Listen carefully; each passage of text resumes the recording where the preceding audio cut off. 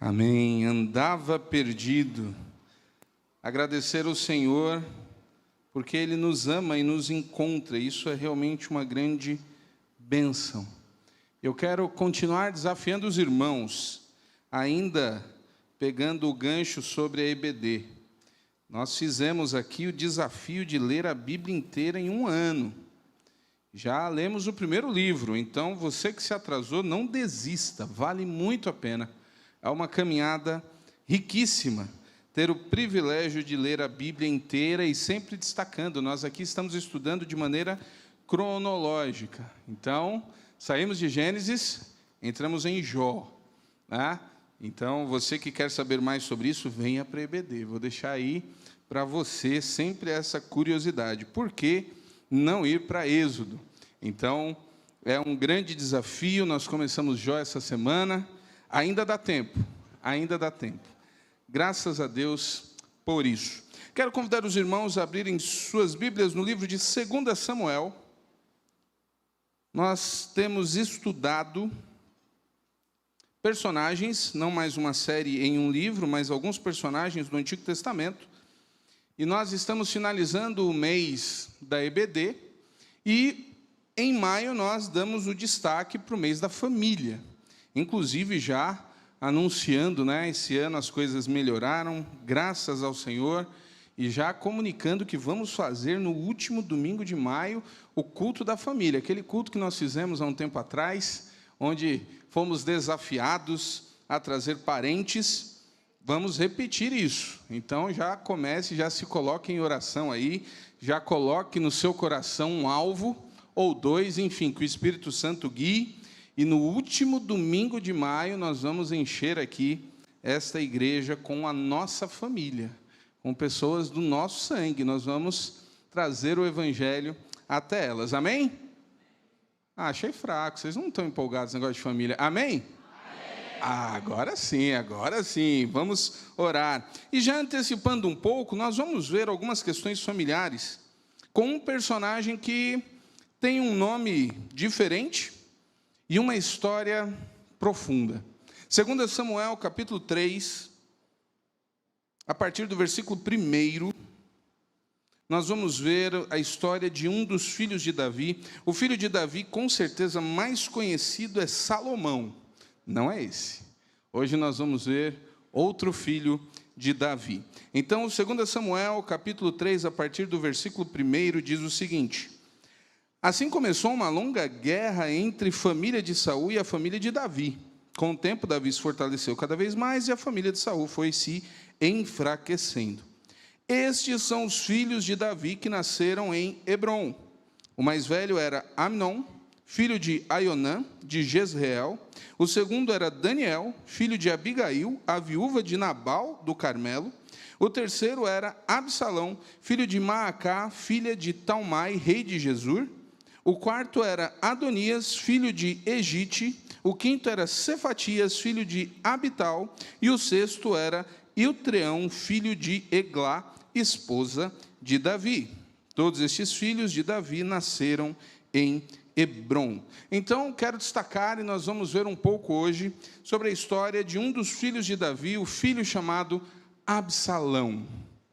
Então, nós vamos observar algumas coisas ligadas a Davi que influenciaram o seu filho, e vamos refletir a respeito de como a nossa vida de fato influencia as pessoas, seja para o bem ou para o mal. Então, Absalão surge pela primeira vez no capítulo 3, e de cara nós precisamos entender e destacar algumas coisas. A vida dos personagens bíblicos, ela é explicitada no texto não com a intenção de fortalecer heróis ou de criar vilões. Os personagens bíblicos, acima de tudo, são humanos. E as narrativas bíblicas mostram suas fraquezas e também aquilo que é positivo. E nós podemos ver exatamente de maneira nua e crua o que o pecado pode fazer. E é por isso que nós temos, inclusive, no Novo Testamento, um versículo muito importante que nos lembra que porque todos pecaram, destituídos estão da glória de Deus. todos nós pecamos. Davi é um personagem, nós acabamos de cantar, nós cantamos um cântico que é inspirado nas palavras de Davi, inclusive, Davi gostava de falar, e é Davi quem fala: cria em mim, ó Deus, um coração puro. Davi entrou como homem segundo o coração de Deus, mas Davi tinha alguns problemas, e com certeza o maior problema de Davi foi a sua relação com as mulheres. Davi tinha um problema terrível com isso. Davi teve um problema muito sério com a poligamia, e isso o marcou terrivelmente. O fato de algo estar registrado não significa que a Bíblia concorda. Na verdade, nós precisamos analisar e vamos ver como o pecado consegue acabar ou destruir aspectos da nossa vida. Quando a gente abre esse texto, nós vamos perceber aqui uma situação um tanto quanto complexa. Antes de Davi unificar o reino em torno de Jerusalém, Davi teve um período reinando a partir da cidade de Hebrom. E o texto nos diz aqui, nos apresenta, antes dele se tornar o rei em Jerusalém, ele já tinha uma série de esposas. Nós observamos, inclusive, aqui no mês de março, a história de uma de suas esposas, que foi ensinada de manhã e à noite. Foi o dia que a EBD fez a aula única, onde nós estudamos de manhã sobre Abigail e à noite também. Uma mulher impressionante. Mas Davi tinha outras mulheres. Tem um texto em Deuteronômio, você não precisa procurar, eu vou só dizer para você o que a lei já está prevendo lá atrás com Moisés. Deuteronômio 17 diz: o rei não tomará para si muitas esposas, pois elas afastarão o seu coração do Senhor. Também não acumulará para si grandes quantidades de prata e de ouro. Davi tinha um pecado. A própria lei já mostrava isso. E aí talvez alguns se perguntem, mas por que ele fez? Existia, e na época esse era um costume extremamente aceitável. Era uma questão dos reinos, e o filho dele, então, vai ser muito pior, e muitos acordos eram feitos com casamento, e o fato é que Davi, então, vai ter um grande problema com isso, e só nesses versículos nós já vimos aqui uma série de esposas, pelo menos 7, e cada uma com um filho. Então, nós temos uma história de uma família que vai se desenvolvendo de uma maneira muito complicada. Quais são os aspectos, ou quais são aí os ingredientes que vão transformar a família de Davi em uma tragédia? Só para vocês terem uma ideia aqui, dando uma resumida, Davi teve pelo menos 8 esposas nomeadas na Bíblia, que a Bíblia dá um nome. Muitas outras que a Bíblia não deu nome. Davi teve, além de todas essas esposas, 10 concubinas. E pelo menos 8 filhos oficiais das esposas nomeadas, e muitos outros que nem são citados na Bíblia. Essa era a família de Davi.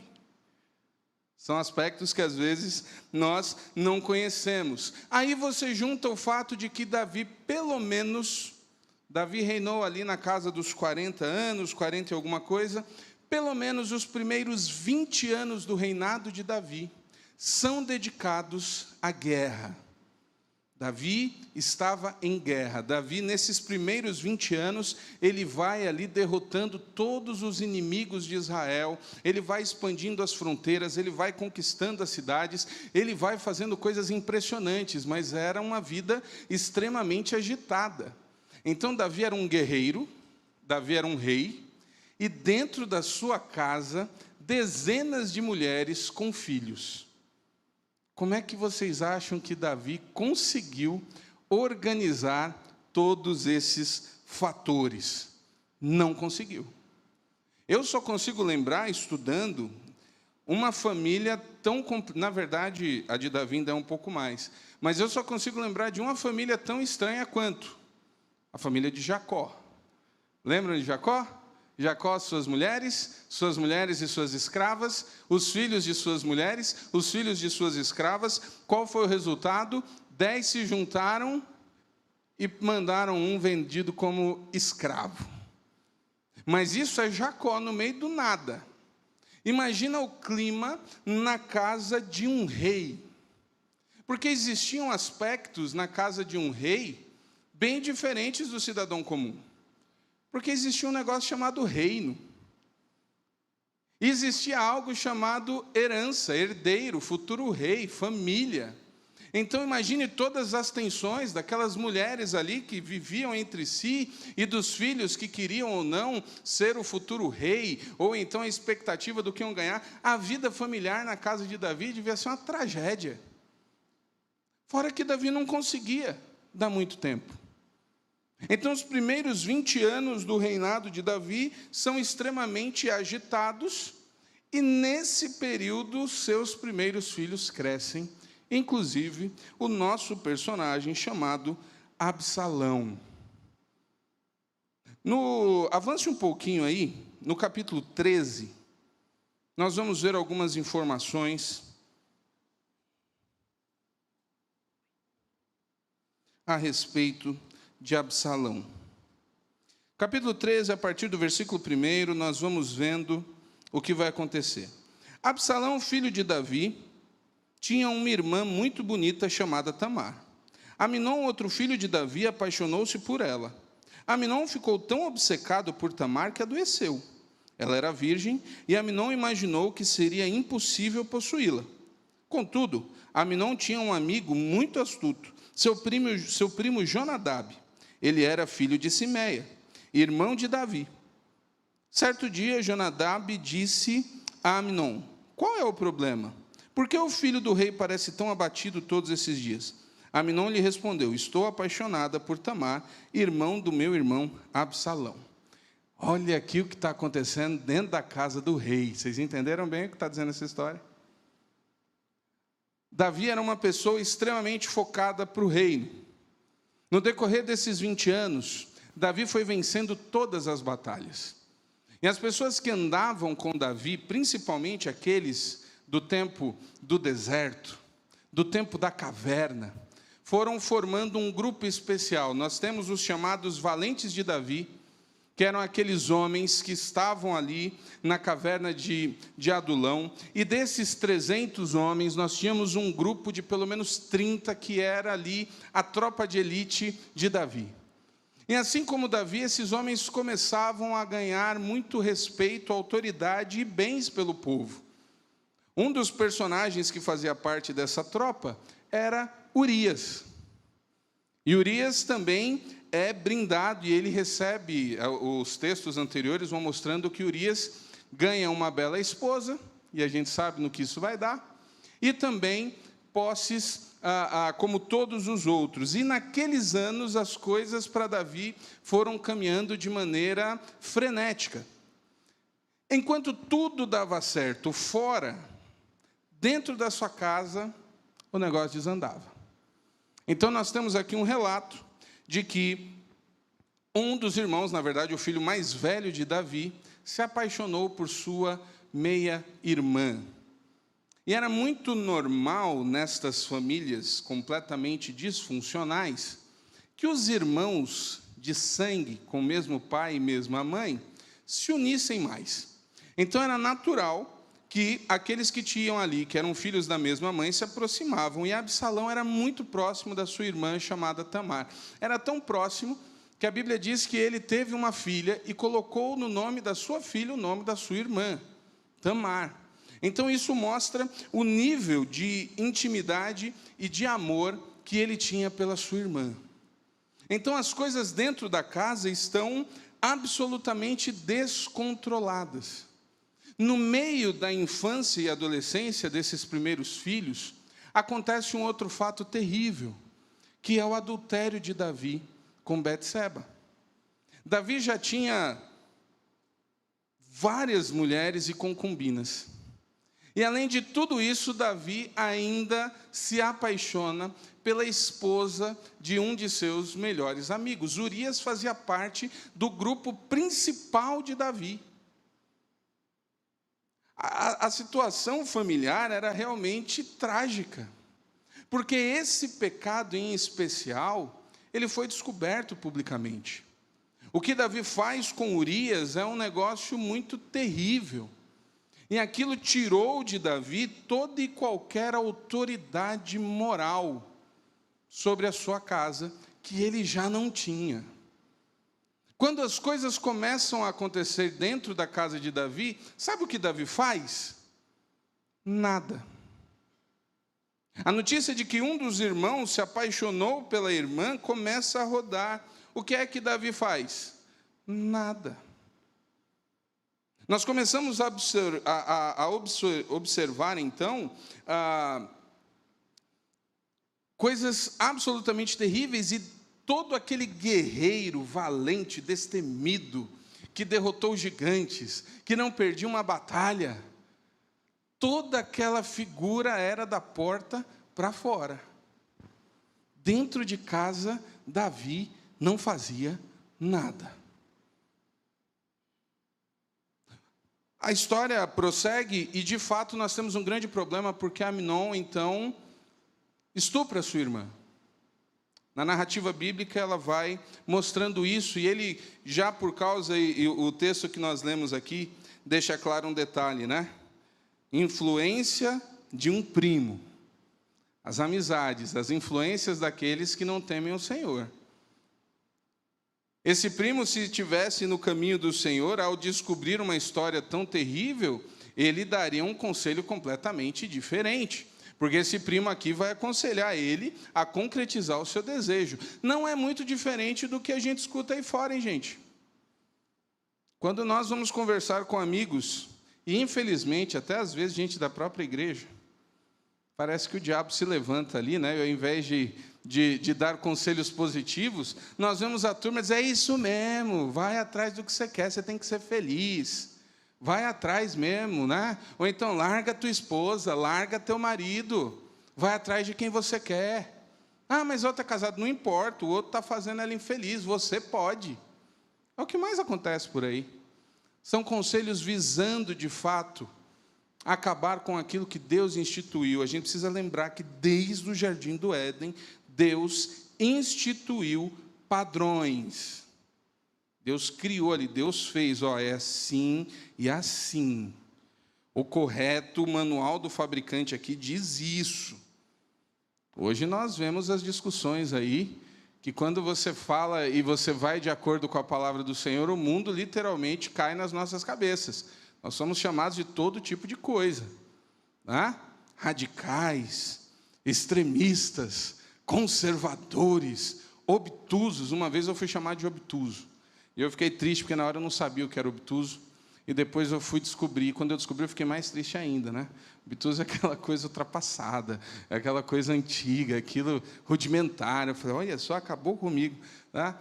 Então, é assim. Mas Deus instituiu padrões. E quando as coisas fogem dos padrões, o problema é certo. O casamento instituído pelo Senhor contém apenas 2 integrantes. Esse é o desenho do casamento instituído por Deus. São apenas 2 integrantes ali, né? De sexos diferentes. É isso que está na Bíblia. Tudo que foi inventado depois, além disso, está na categoria chamada pecado. Essa história de um homem com várias mulheres nunca deu certo. O primeiro a se destacar com isso foi lá um filho de Caim, né? Tubal-Caim, se eu não me engano. Que já se destacou e já foi o primeiro ali também a matar uma pessoa porque pisou no pé. Ele gostava de se vangloriar da sua violência. Tudo errado, uma tragédia. E aí o que nós estamos vendo são, inclusive, instituídos por conselhos ruins, a coisa só piorando. Então Amnon, de fato, faz essa desgraça com a sua irmã. E ela vai recorrer para o seu irmão, e ela vai se esconder com o seu irmão. Nós não lemos o texto aqui, mas tem até um detalhe, porque quando Amnon está lá para consumir o ato, para terminar ali, a irmã ainda grita desesperada, fala assim: não, o nosso pai com certeza vai nos dar em casamento. Olha a visão que os próprios filhos tinham de Davi. Em Israel isso era pecado, não tinha possibilidade do rei fazer isso.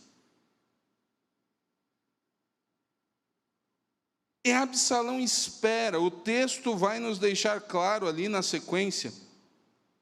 Absalão espera para que Davi faça alguma coisa por 2 anos.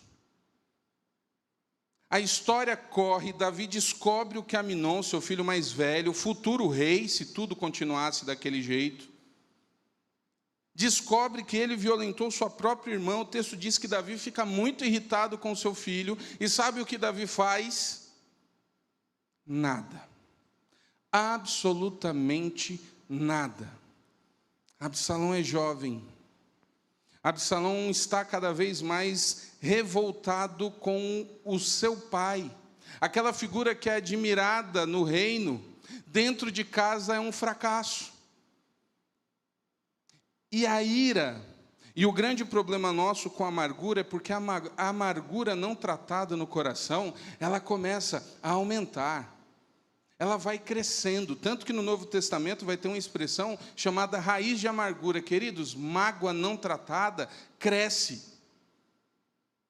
como erva daninha, cresce de maneira descontrolada e cresce para o mal. Absalão então fica ali 2 anos esperando o seu pai e não acontece nada. E aí sabe o que acontece? Absalão resolve então agir. E Absalão, então, faz um plano e ele convida todos os seus irmãos, 2 anos depois, hein? Ele convida todos os seus irmãos homens para uma caça, para um almoço, alguma coisa assim, e no meio disso ele mata o seu irmão. Olha a família de Davi, já tinha tido um incesto, agora tem um homicídio.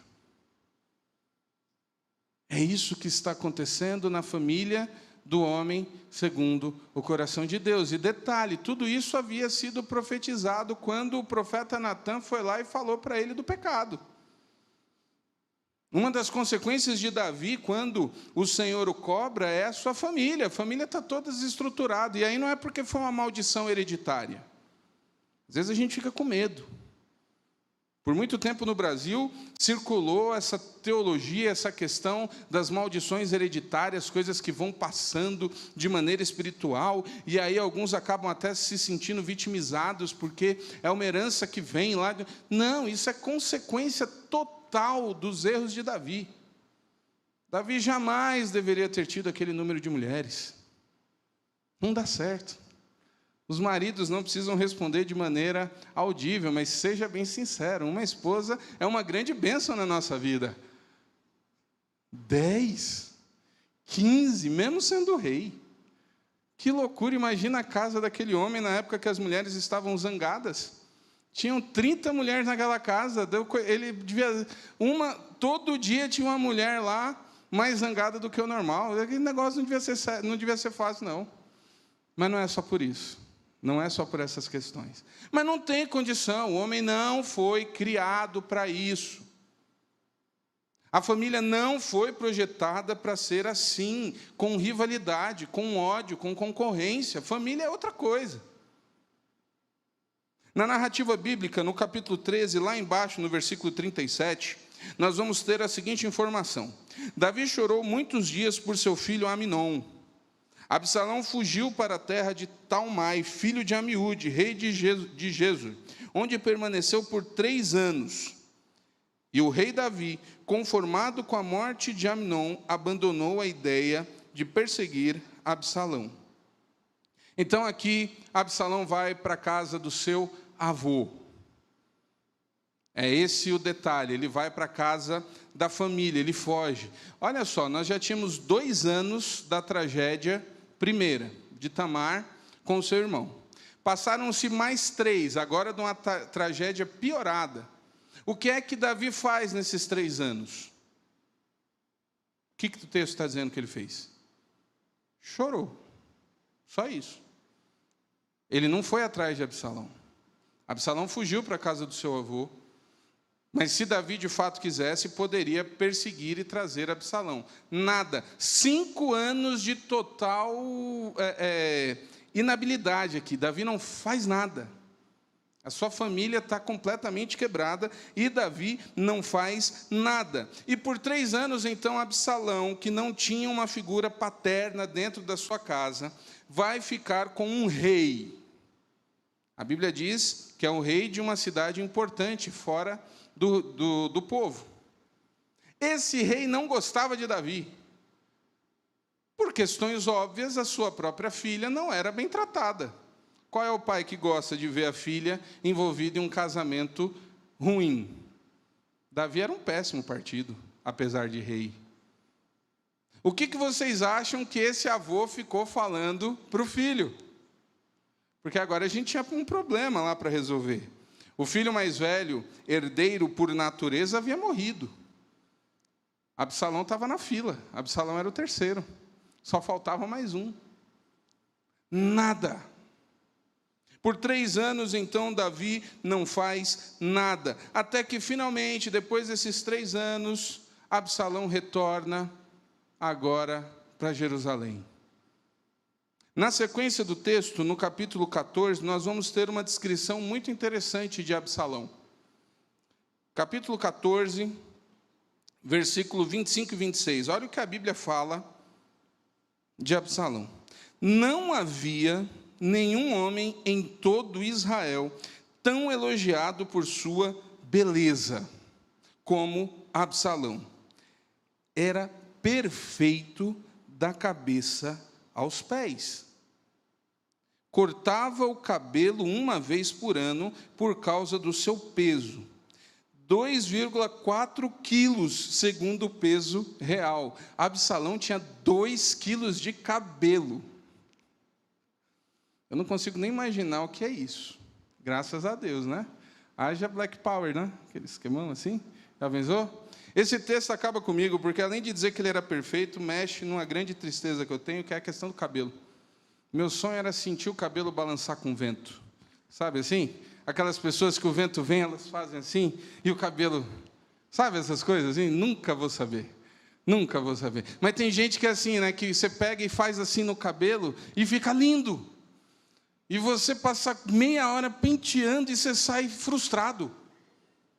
Absalão aqui, a narrativa é de que Absalão era perfeito, ele era lindo. E o texto diz, da cabeça aos pés. E além disso, esse homem tinha um cabelo absurdo. Porque é aquela coisa, homem bonito, tudo cai bem, tudo fica bem. Pode ser a coisa mais estranha, mas vai ficar bem naquela pessoa. Absalão era desse tipo. O texto diz que ele era o homem mais bonito do reino. Então aí você imagina. E nós temos uma referência. Quem foi um outro homem bonito no reino antes de Davi, que foi destacado pela beleza? Saul. O povo já havia escolhido um rei por causa da aparência. Vocês estão achando que esse negócio é novo? Absalão era um homem bonito. Era um homem inteligente. Rico, parece um personagem da Disney aqui. Um príncipe encantado. Olha que situação. Mas dentro do coração de Absalão tinha o quê? Ódio. Absalão estava inconformado. Sabe o que acontece depois de que Absalão volta para Jerusalém? Depois de 5 anos de uma família destruída, Absalão passa mais 2 anos sem ter contato com Davi. Quando ele volta para Jerusalém, Davi diz que ele viva a sua vida, não quero mais vê-lo. 2 anos.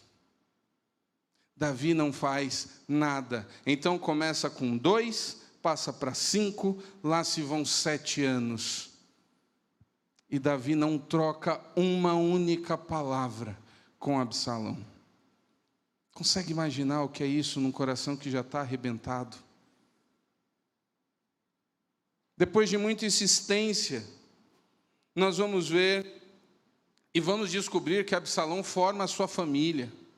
Absalão já é pai.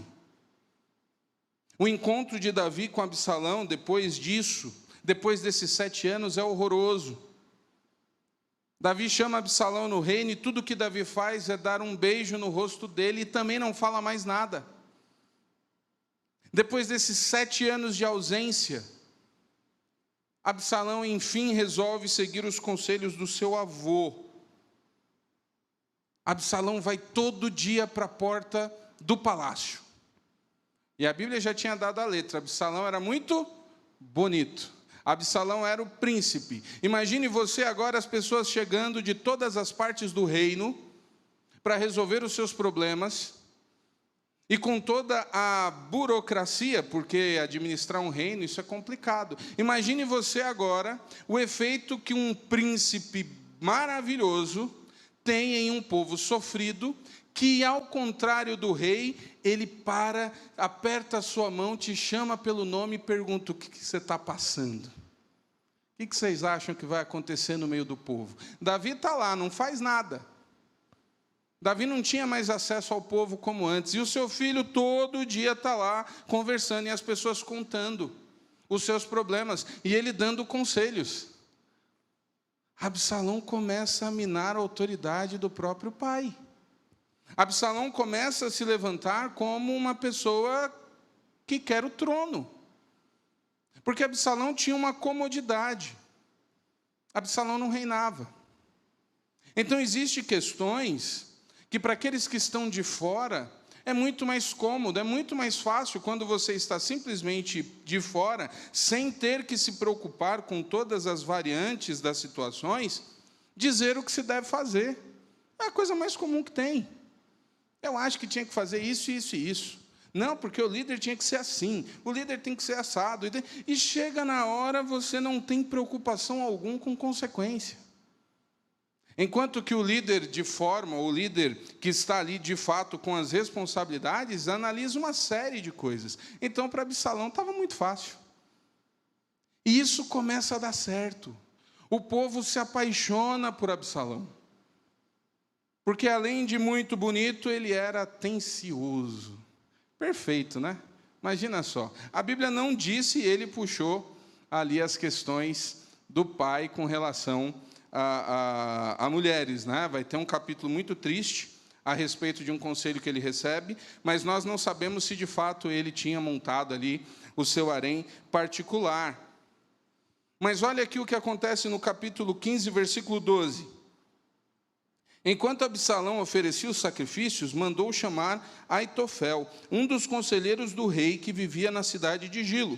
Em pouco tempo, muitos outros se uniram a Absalão e a conspiração ganhou força. Aqui entra um personagem, Aitofel. Ele era o grande conselheiro dos tempos de Davi. Ele era a pessoa mais respeitada do reino em termos de sabedoria. E sabe quem ele era? Ele era avô de Betseba. Vocês lembram quem é Betseba? Betseba é a mulher que ele roubou de Urias. E ele era profundamente magoado pela traição que Davi fez com seu grande amigo. E essa mágoa também não tinha sido tratada no coração. Estão vendo as pontas se juntando? Olha que situação. Davi deixou tudo aberto. Não tem como não planejar ou como não acontecer uma grande tragédia. Ele consegue dar um golpe no próprio pai. Davi vai ter que fugir novamente, como nos tempos de Saul. Só que agora quem está perseguindo ou quem está querendo roubar o seu reino é o seu próprio filho. Filho que ele não cuidou, filho que ele não corrigiu, filho que ele não tratou. A casa de Davi foi dirigida pela inércia. Ele não fez nada em casa. É assustador. Lembra que eu falei que se na família de Jacó, que não tinha monarquia, já deu o que deu, imagine na família de um rei. O texto de 2 Samuel 18 vai nos mostrar uma das cenas mais tristes que nós temos na Bíblia. 2 Samuel, capítulo 18, mostra o resultado da revolta de Absalão. Nós não vamos ler o texto todo, mas o fato é que Absalão acaba sendo derrotado, porque Davi era ótimo em estratégia militar. Absalão não tinha conseguido conquistar todo o povo, muito menos o exército, mas fez o suficiente para bagunçar o negócio e Davi precisou fugir. Mas o exército de Davi era muito melhor. E o exército de Davi vence. E a Bíblia vai narrar que na fuga, Absalão fugindo, quando viu que o seu exército havia sido derrotado, Absalão ficou preso pelos seus cabelos em uma árvore e foi morto. mesmo contra a vontade do seu pai, porque Davi havia pedido, não matem Absalão, mas numa guerra, eu lembro de uma situação lá em Curimatá, num dos assaltos a banco, e aí o povo deu errado a fuga lá do grupo, e eles se embrenharam no mato lá perto, e aí começou a chegar policial de tudo quanto é lado. E eu lembro até hoje que chegou uma turma lá que o pessoal disse que é acho que é a polícia da Caatinga, uma coisa assim, eu não sei qual é o nome, tem gente aqui que trabalha na polícia. Eu sei que eu passei do lado de um carro, um policial olhou para mim, eu quase chorei, eu falei, meu Deus, é hoje. Pense numa cara assim, aquele negócio, eu falei assim, esse homem está mal intencionado. Eu fiquei com medo, mas estava com o carro da polícia, eu falei, não vai me acontecer nada, mas eu fiquei com medo. E ali no dia seguinte, comentando sobre eles, né, aí disse que chegou lá e o pessoal queria levar o almoço para a turma lá, e o comandante falou assim, não, ainda não, deixa aí. Mas não, deixa aí agora, porque é bom que os policiais ficam mais motivados ainda para acabar logo com esse negócio. E eu fiquei olhando aquilo, eu falei, Senhor, misericórdia, o que vai acontecer daqui para frente, o negócio. E foi sangrento mesmo, foi complicado. E a polícia entrou e, enfim, resolveu lá a situação. Mas aquele negócio de, não dá comida agora não, que eles ainda aguentam mais. Deixa um pouquinho mais com fome aqui, que aumenta a motivação para acabar logo. Eu falei, gente, imagina o ânimo que esses homens vão entrar no meio daquele mato, naquele sol. Imagina o exército de Davi tendo que fugir do príncipe. Aqueles homens estavam irritadíssimos, eles estavam com raiva de Absalão. Então, no meio da guerra, dizendo, não mata o que originou tudo isso, é óbvio que ele foi morto. E aí nós temos o versículo 33, que diz o seguinte, o rei ficou muito abalado, foi para o quarto que ficava sobre o portão da cidade e começou a chorar, andando de um lado para outro, clamava, ah, meu filho Absalão,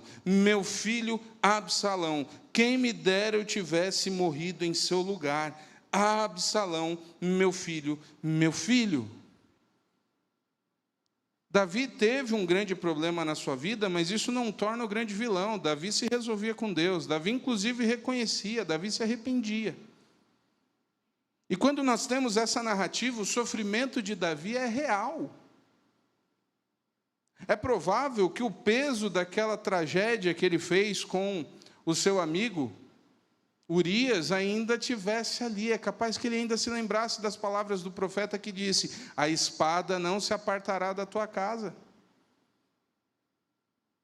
Davi está sofrendo, Davi perdeu o filho mais velho, Davi teve uma filha violada, Davi perdeu agora seu outro filho, o coração de Davi está despedaçado. Mas isso não é uma questão de maldição. Isso é uma questão de que Davi não fez absolutamente nada do que ele deveria ter feito. E aí, já antecipando o mês da família, nós precisamos nos preocupar. O que de fato acontece nas nossas casas? Que tipo de ambiente, ou o que de fato nós estamos fazendo? Qual tem sido a inspiração ou qual tem sido o modelo que os nossos filhos, e eu falo com muita alegria porque tem uma geração aqui da igreja entrando na paternidade, na maternidade. Temos muitas crianças pequenas. E essa história de Absalão e do próprio Davi, e isso não tirou de Davi as questões ligadas com o Senhor. Davi continuou, inclusive escreveu textos maravilhosos depois. Mas Davi teve um grande pecado, uma grande falha. Então não importa se nós somos crentes ou não, o pecado sempre vai ser um problema na nossa vida, vai trazer consequência. E a gente precisa aprender a lidar com isso. Uma das lições que nós aprendemos aqui com Davi é que um lar infeliz produz filhos desequilibrados. Isso é sério. Às vezes nós temos a noção equivocada de que fazer os desejos dos nossos filhos acabam com os problemas que eles veem. A casa feliz não é a casa que não tem problemas, porque ela não existe. Não, pastor, na minha casa não tem problema. Já te digo que tem um, é a mentira. Porque tem. Pode não ser uma tragédia, como a de Davi, graças a Deus, mas a pessoa que vira e diz que não tem problema na criação do filho, ou que não tem problema no seu relacionamento, não é possível. Porque existe ser humano ali, problema tem. Às vezes a gente maqueia, a gente esconde direitinho, mas tem. Às vezes a gente escolhe a tática do deixar para lá, que foi o que Davi fez. Davi viu o problema fora, levantava a espada e saía matando. Dentro de casa ele não podia fazer isso. Então o que ele fez em casa? Nada. Uma hora vai passar. E passou, os filhos morreram. Então precisamos entender aqui que, de fato, mesmo sendo um grande rei, em casa ele era um fracasso. Negligência. Presta atenção. Negligência é pecado. E eu falo isso com muito temor e tremor. Porque às vezes a gente fica tão atordoado que prefere jogar para debaixo do tapete e não resolver determinadas situações. Precisam ser resolvidas. Precisamos aprender a lidar com os problemas dentro da nossa casa. E os mais novos não estão livres. Deve ser, está vendo? Isso aí, tomara que meu pai, meu avô escute. Não, isso aí é para você também, porque você pode ser grande parte do problema. O que mais tem hoje é jovem revoltado com adulto aí, com pai, com mãe, com vô, com vó. Não fala. Não, eu não estou falando com meu irmão, com meu pai, com a minha mãe. Não importa se você foi a parte ofendida. O perdão do Novo Testamento que Jesus nos pede é para todos. Um lar infeliz produz filhos profundamente desequilibrados. Outro problema sério com essa negligência de Davi foi que Davi foi um rei que não cuidou dos seus filhos. Negligenciou. Isso aí ficava a cuidado dos seus funcionários, das suas trocentas mulheres. E aí as crianças cresciam com toda a rivalidade entre e dentro da própria casa. A falta de disciplina dos pais gera insegurança e ressentimento nos filhos. Presta atenção nisso. Falta de disciplina dos pais gera insegurança e ressentimento. Absalão esperou 7 anos por uma miseração de Davi com relação àquele problema. E sabe o que aconteceu? Absalão, que teve cuidado da sua irmã. Ela era irmã de Absalão, mas ela era filha de Davi. Ela não vai procurar o pai. Isso é triste. Aqueles que são pais aqui, você que é pai de menina, imagine a sua relação com a sua filha, onde acontece uma desgraça e ela não vai te procurar. Isso é triste. Ela procura o irmão. A Bíblia diz que ela passa a morar na casa do irmão. E Davi não fala com ela. Ele teve que cuidar da irmã e depois ele foi se vingar do irmão. Porque o pai não fez nada. Então, muito cuidado em deixar as coisas para lá. Os filhos precisam de disciplina, sim. E isso faz bem para eles. Porque ao serem corrigidos, eles entendem que os pais os amam. É incrível, porque parece que isso foi apagado da sociedade. Hoje os filhos são protegidos a tanto custo que eles estão sempre certos, não importa o que eles façam. E quando você vai corrigir, e hoje, olha, corrigir as pessoas, ousar dizer que as pessoas estão erradas, isso tem um peso muito grande. As pessoas hoje se revoltam, elas se zangam, elas se magoam. Olhar para alguém hoje e dizer está errado, ainda mais numa questão bíblica. Você trabalha com pessoas que erram e dizer para a pessoa, isso aí é pecado, hein? Esse sentimento que você está sentindo aí, a Bíblia chama de pecado. Isso é inveja. O pastor me chamou de invejoso. Pastor ruim. Meu líder de PGM disse que eu sou fofoqueiro. Aí a pessoa está falando para um terceiro. Que absurdo. Gente, o Senhor deixa bem claro, e Ele fala que corrige porque ama. E o último ponto aqui, a falha em reparar um relacionamento quebrado causa feridas que nunca cicatrizam. Tem uma situação muito emblemática quando Absalão vai se encontrar com Davi depois de 7 anos. Absalão já estava de molho há 2 anos. E finalmente ele vai à presença do rei, e o rei o encontra e dá um beijo. E o beijo na cultura judaica é o mesmo efeito do aperto de mão. Lá no Oriente as pessoas, você pode ver os vídeos aí, aqueles sheiks, né, turbante, eles vão lá e dão um beijinho. E aí é na questão, é homem mesmo, não é que nem o brasileiro aqui. Brasileiro é beijo com o sexo oposto e o mesmo sexo aperta a mão, na questão dos homens, né? Não, lá é o contrário, lá não tem esse negócio de beijinho com mulher também não. Davi revê o seu filho depois de 7 anos e dá um beijo. E acabou.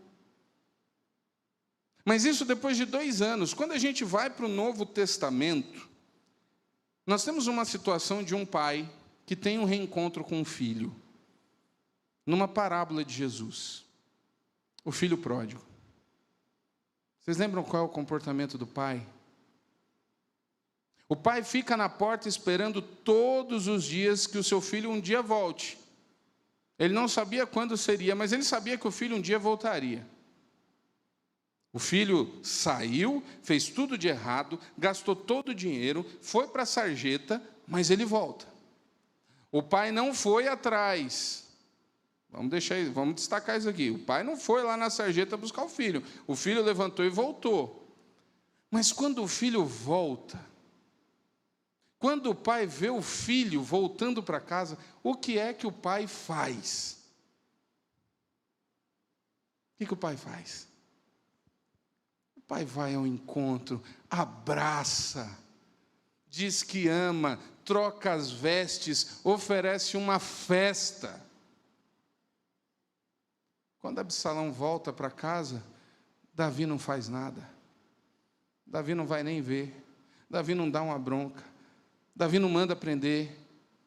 Davi não faz nada. Que ele fizesse qualquer coisa. O filho queria ver que o pai tinha, nem que fosse raiva. Absalão queria que o seu pai tivesse pelo menos raiva dele. Queria que ele tivesse algum sentimento. Davi não faz nada. Sabe quando Davi vai demonstrar sentimento por Absalão? Quando Absalão morre.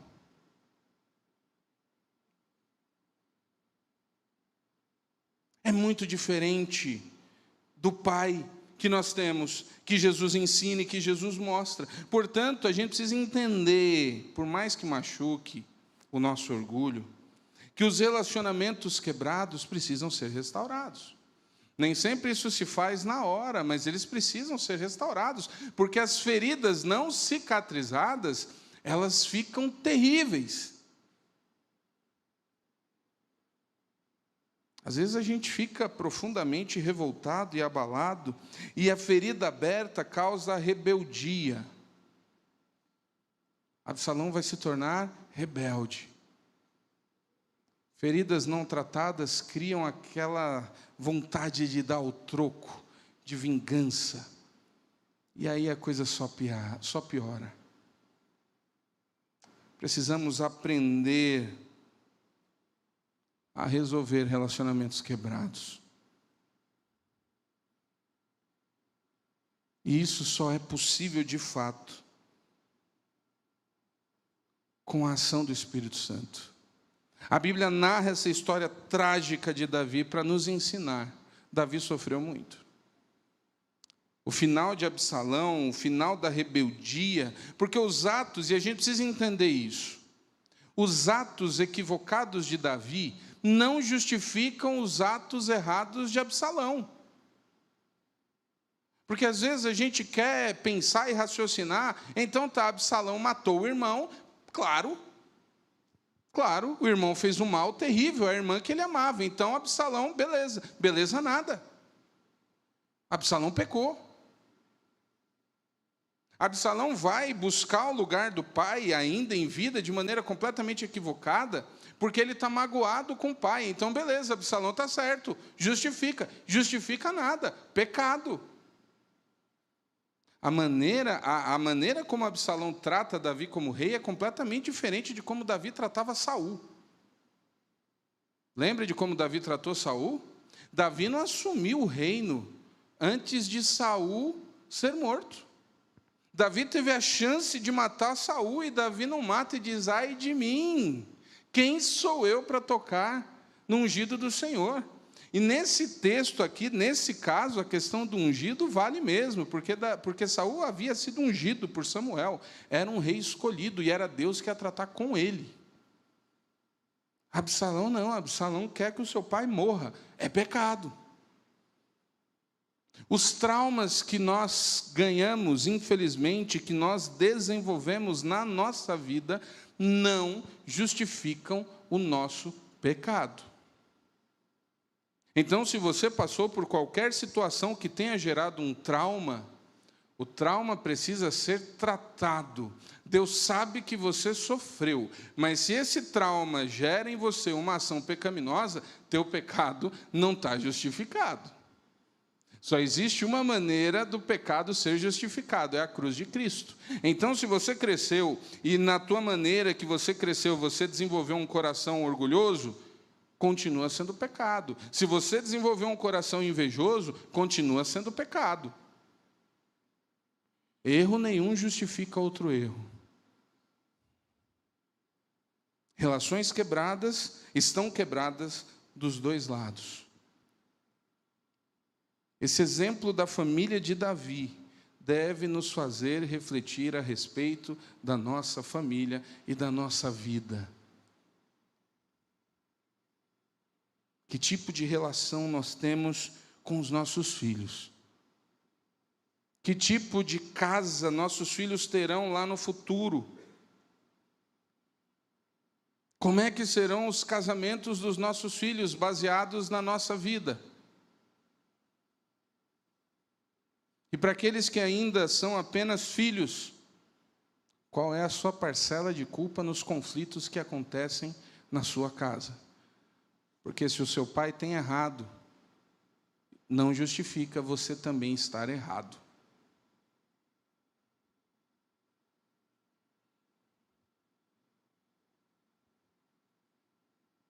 O que é que a história de Absalão mostrou no seu coração? Quero convidar o Ministério de Louvor que vem aqui à frente.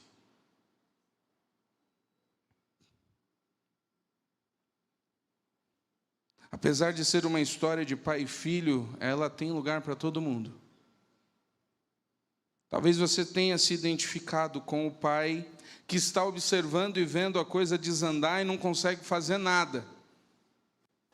Talvez você culpe a geração, talvez você diga que não entende os jovens desses dias, e eu te garanto o seguinte: ninguém nunca entendeu o jovem de era nenhuma.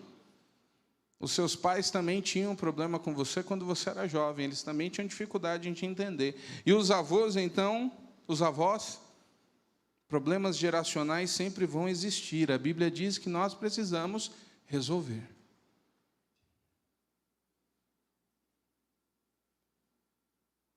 Se você está percebendo que as coisas estão desandando, clame ao Senhor, tenha misericórdia. Você não sabe como resolver, eu acredito. O que é que a gente faz nesse caso? A gente ora. A gente ora. Tenha humildade. Tenha humildade de confessar ao Senhor. Fala: Senhor, eu não sei o que fazer com a minha família. Eu não consigo resolver, eu não consigo criar os meus filhos, eu não consigo agradar ou fazer com que minha esposa se satisfaça, eu não consigo satisfazer o meu marido, eu não consigo ensinar os meus filhos. Admita. Admita. E ao admitir, peça misericórdia ao Senhor. Senhor, tem misericórdia, me ajuda. Porque o Espírito Santo vai começar a quebrantar teu coração. E o primeiro passo é entender que não consegue. Porque tem um monte de gente que a casa está uma desgraça e a pessoa diz que não está. É muito cômodo jogar nos outros. Por isso que precisamos entender qual é a parcela de culpa minha. Se eu sou filho, por que é que meu pai não consegue me tratar? Por que que eu não consigo falar com ele ou com a minha mãe? Pergunta para o Senhor. Deixa o Senhor mostrar no teu coração. A juventude, às vezes aquela ideia, quando a gente é mais jovem, a gente acha que o mundo inteiro está errado, só as minhas ideias é que são boas. Isso é natural da idade, vai passar. Vai passar. A vida vai ensinando. Mas às vezes é difícil para a gente reconhecer, admitir. O Senhor te trouxe aqui essa noite para que você reflita e para que você entenda que, diferente da tragédia que aconteceu na vida de Davi, ainda dá tempo. Ainda dá tempo. Dá tempo de resgatar a família. Dá tempo, desde que se entenda que precisa de ajuda.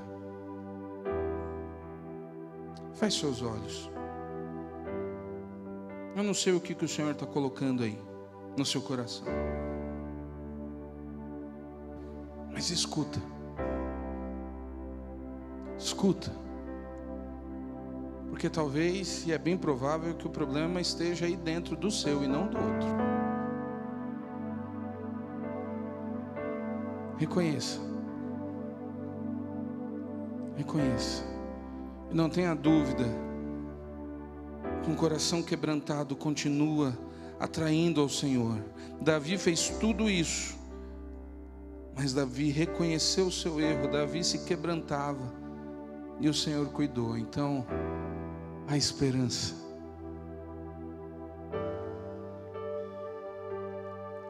Pai, nós nos colocamos diante da Tua santa presença. Pai, o Teu Santo Espírito está tratando no coração dos Teus filhos agora. É bem provável que maridos estejam agora reconhecendo que perderam completamente o controle. É provável que esposas estejam agora entendendo que perderam o controle. Pais, avós, filhos. A família tem sido atacada de todos os lados. Mas se o Senhor nos permitiu ouvir esta história hoje, é porque o Senhor quer nos mostrar que ainda dá tempo.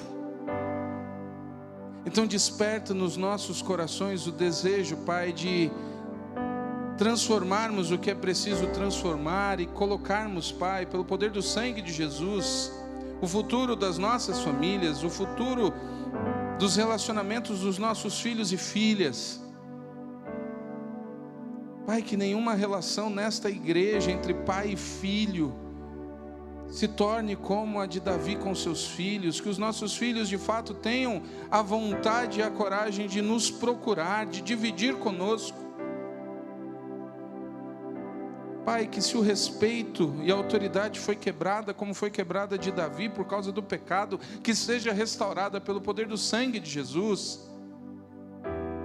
Que os nossos filhos e filhas voltem a nos ter como referências. Ajuda-nos, Pai, a sermos referências do Teu amor. Por mais que seja difícil, faz uma obra no meio da Tua igreja, em todas as casas desta comunidade, começando pela minha família. Tens misericórdia de nós, Pai.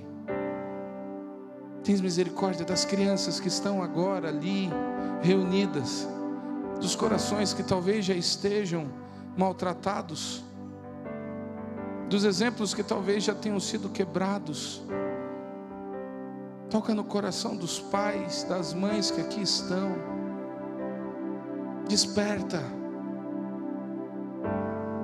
Tens misericórdia de nós, Pai. Nós Te louvamos, porque se o Senhor nos dá momentos como esse, é porque o Senhor se importa.